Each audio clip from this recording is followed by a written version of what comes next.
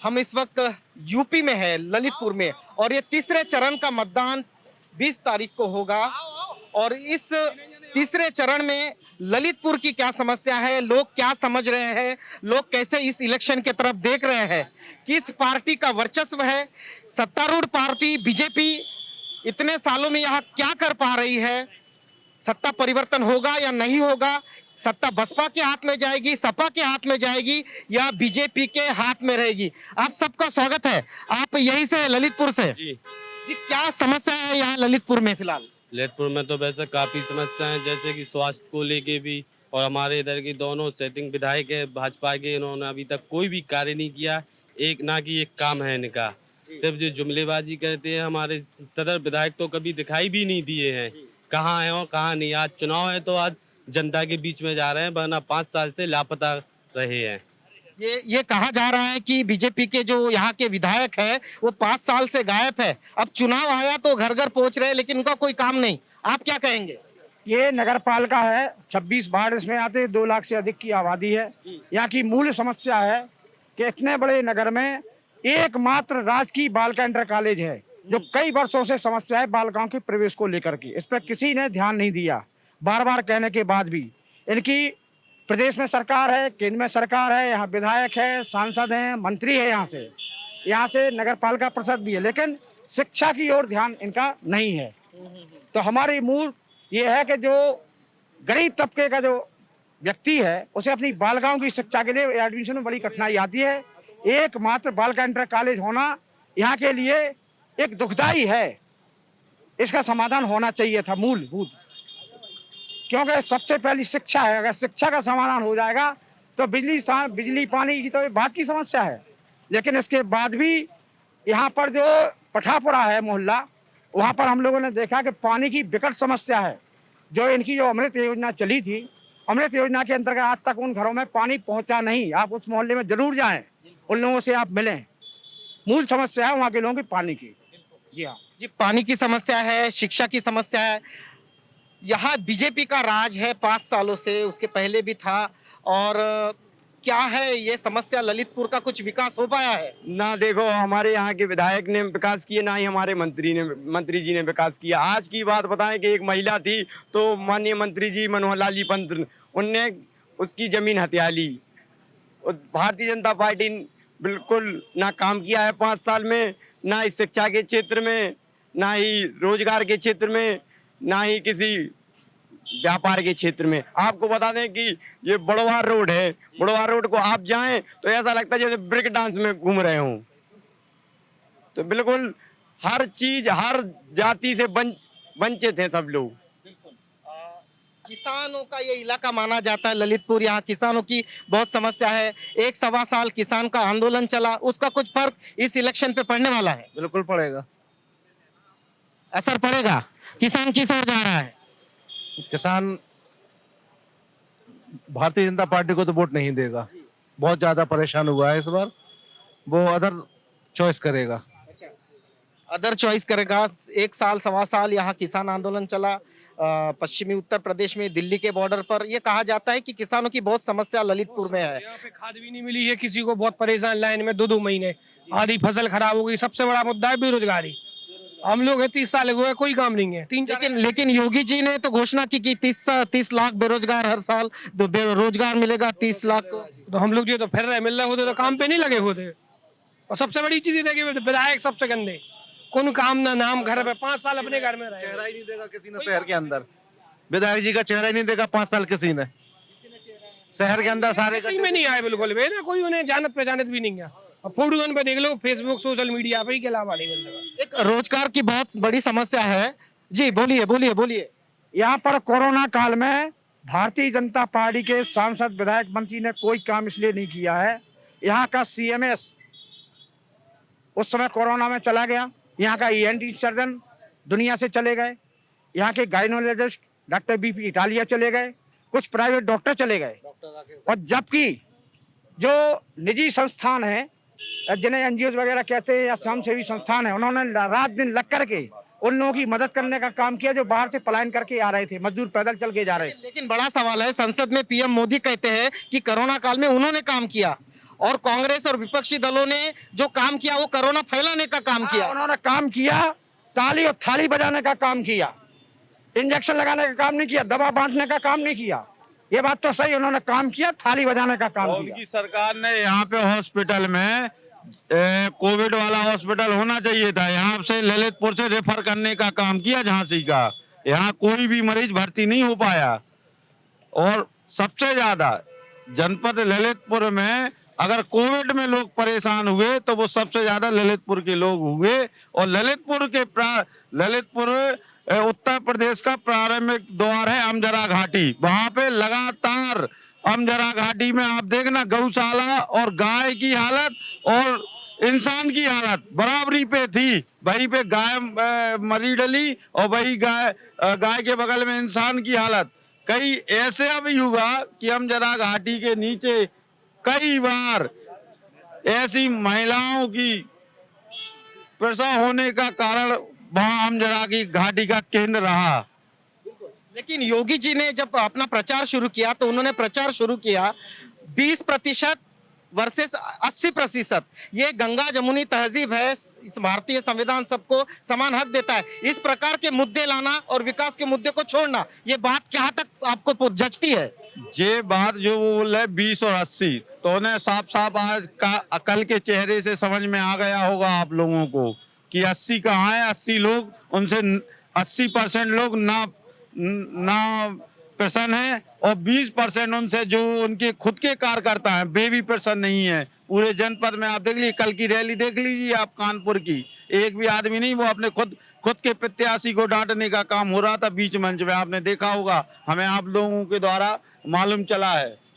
देखिए क्या है, कहा है कि क्या बनाने आए थे क्या बना बैठे, क्या बनाने आए थे क्या बना बैठे, कहीं मंदिर बना बैठे कहीं मस्जिद बना बैठे। हमसे तो जात अच्छी परिंदों की, कभी मंदिर पर जा बैठे कभी मस्जिद पर जा बैठे। इस प्रकार का भाव होना चाहिए किसी भी सरकार का। बिल्कुल बिल्कुल, ये तहजीब गंगा जमुनी तहजीब है। बहुत सारी समस्या और ललितपुर में है, पूरे यूपी में है। हम जैसे यूपी में एंटर किए, रास्तों का बहुत समस्या हमें दिखाई दिया। आप क्या कहेंगे? ललितपुर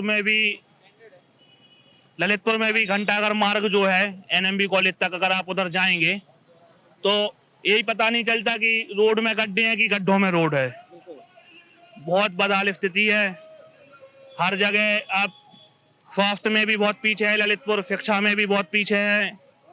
मतलब कुछ काम हुआ नहीं 5 साल में लगभग।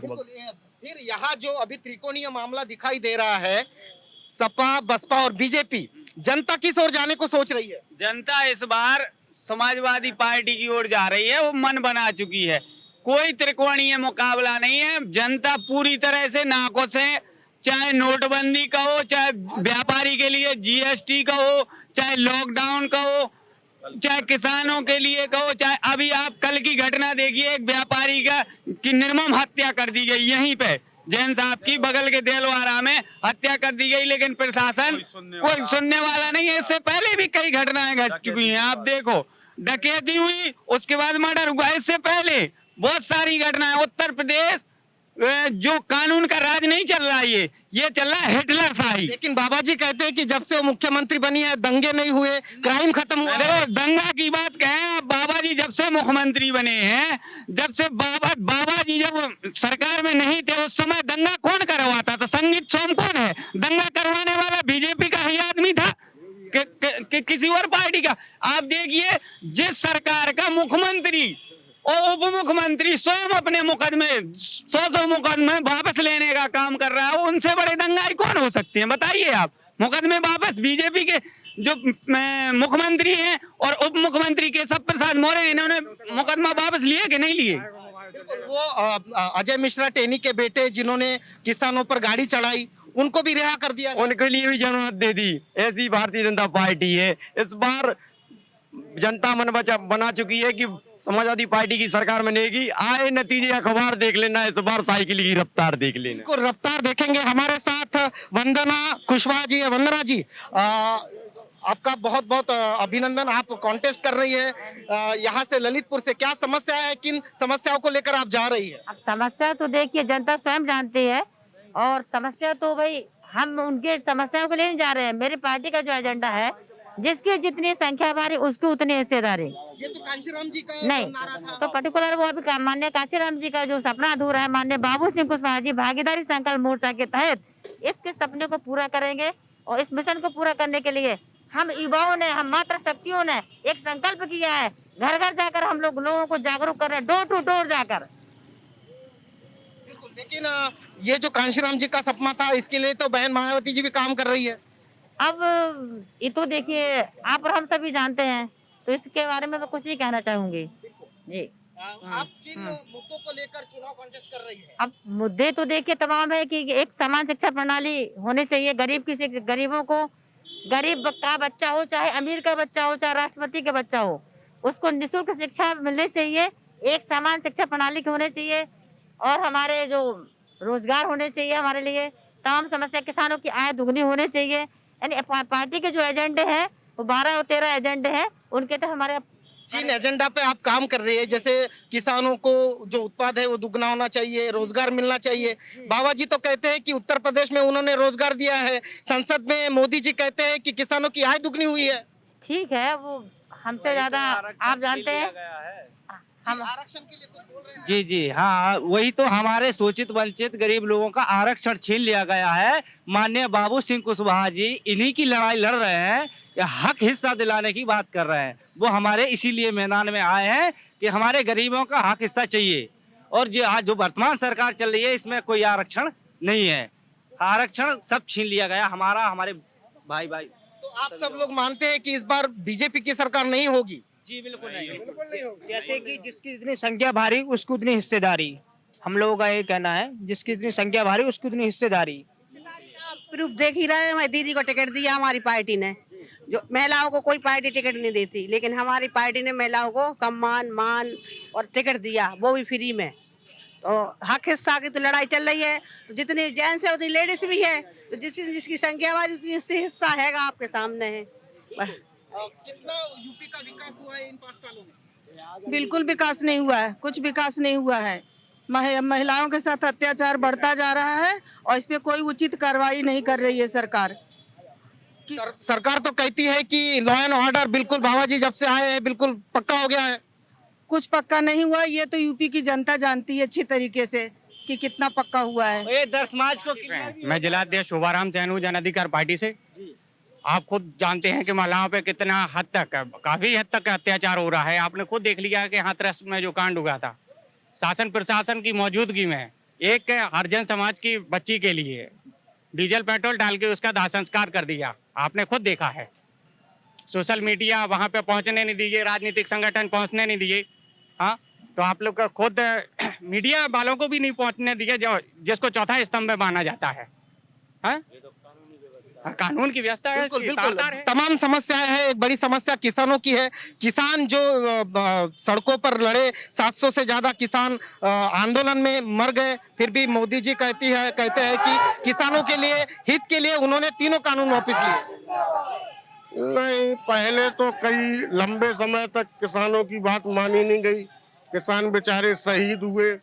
आज पूरा देश जानता है कि 750 से ज्यादा किसान शहीद हुए, और उसके बाद जब चुनाव आए तो उनने 3 काले कानून वापस लेने का काम किया। ये जनता पूरी तरह समझ चुकी है कि भाजपा किसानों के हित में कहीं नहीं है। किसानों के हित में हमेशा माननीय मुलायम सिंह यादव जी ने सोचा था। अब उनके बेटे युवाओं की पहली पसंद है माननीय अखिलेश यादव जी, बहुत शानदार सोच वाले व्यक्ति हैं। मैं खुद उनको कई बार मिला हूँ, बहुत शानदार सोच के व्यक्ति हैं वो, और यूपी को वही चला सकते हैं। और मैं तो ये कहता हूँ कि देश में एकमात्र चेहरा है माननीय अखिलेश यादव का, जिसकी ओर जनता देख रही है। देश में ऐसे नेता होना चाहिए, और देश प्रदेश को सही तरीके से किसान का बेटा, जमीन से जुड़ा हुआ आदमी अखिलेश यादव ही चला सकते हैं। वही यहाँ की लोगों की पसंद है, हम सब लोग भी उन्हीं की तरफ देख रहे हैं, और जहाँ तक है वो जीतेंगे। ये उम्मीद लगाई जा रही है कि तमाम लोग अलग अलग पार्टियों से हमें यहाँ ललितपुर में मिले, बात हुई, समस्याओं पर बात हुई, किसानों की समस्याओं पर बात हुई, बेरोजगारी पर बात हुई, और जिस तरह से यहाँ समस्या है, लोग अभी जो सरकार है बीजेपी की, बाबा जी की, वो सरकार नहीं चाहते हैं और लोग परिवर्तन चाहते हैं। साइकिल ही घूम दे रहा है अपने, साइकिल को भाई किसान के हित में काम कर रही। और एक बार जैन समाज की राह ने अखिलेश यादव ने बचाया था, एक बार दंगा हुए तो उस समय सपा की सरकार था, तो अखिलेश यादव आए थे कहने भाई जैन समाज को कोई परेशान नहीं करेगा, और जैन समाज को बचाया अखिलेश भैया ने, और जैन समाज उसी को वोट नहीं दे रहा है। लेकिन योगी जी कहते हैं कि हर समाज हर धर्म के लिए वो काम कर रहे हैं। योगी अपने हिसाब से सही है, अखिलेश भी अपने हिसाब से सही है, यहाँ पे दोनों सही राम लक्ष्मण की तरह है, लेकिन समय समय पर राम भी है लक्ष्मण भी होना जरूरी है, आपको दो ही सही है। उत्तर प्रदेश का सबसे लास्ट कोना है ललितपुर जनपद। फिलहाल में जो अभी यहाँ पे खाद के प्रति किसानों की जो दुर्गत हुई है, हमारे जनपद में कम से कम 7 से 8 मौतें खाद की लाइन में लगे हुए किसान की हुई हैं।